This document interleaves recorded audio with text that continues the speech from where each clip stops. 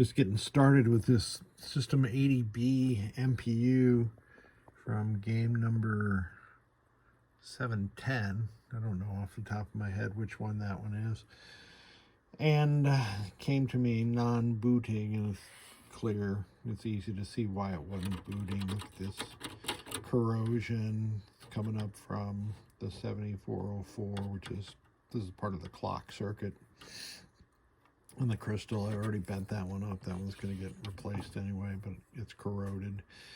Got some corrosion over here on these 4.7K pull-up resistors for the dip switches, and then some generalized corrosion in here.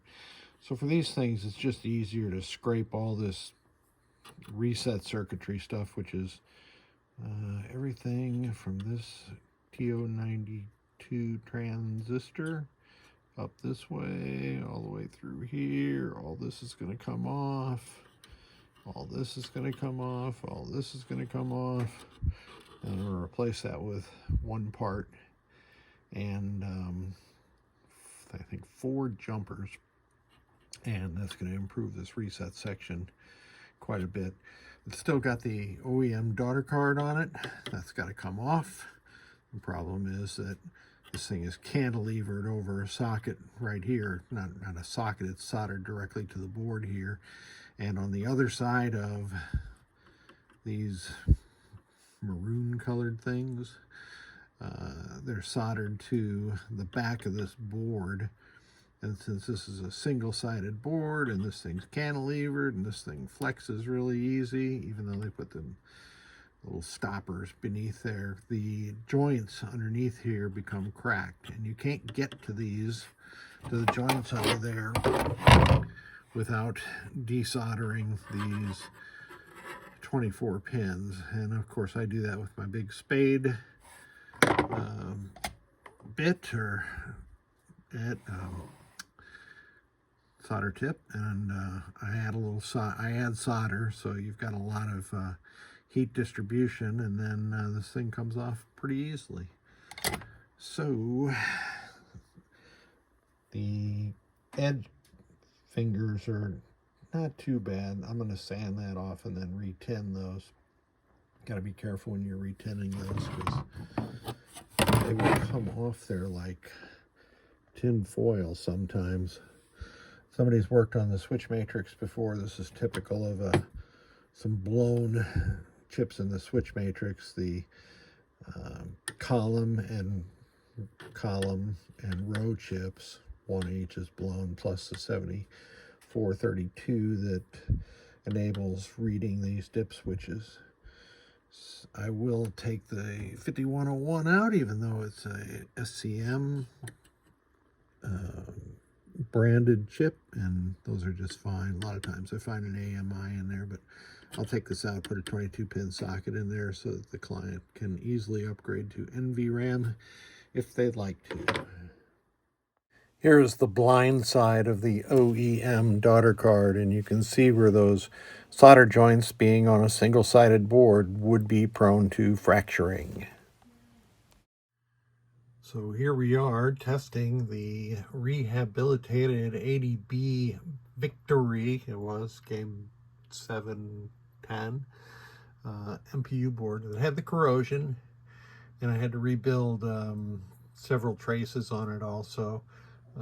These 2 smaller traces on the right hand side, I can't really point to it right now, but they run up through some vias and they end up coming out way over here. And so this is the first time I ever drilled a hole through a board, because it was just the best way to run the jumper. So I came up from the back side of the board and connected to that trace. I've installed the slam switch mod, because Victory is one that likes to have the slam switch closed. I've installed a Great Plains Electronics U2, U3 replacement board to take care of those fractured solder joints on the OEM board that suck. The filter capacitor for the 5 volts I've replaced, and scraped most of the reset section, added some jumpers, and installed the DS1811, and we are good to go. So let me finish up with the tests here. I'm in display test now. By the way, it is possible to put this connector on for the displays backwards, which I did. And fortunately, it doesn't hurt anything because the finger contacts are only on one side of the board. But it looked like the board was booting, yet it wasn't showing anything on the display. So let me advance to the next test, which is the memory test. And good there. So lamp test. We just want to see if it's driving. Of course, I'm in a RoboWar and not in a Victory.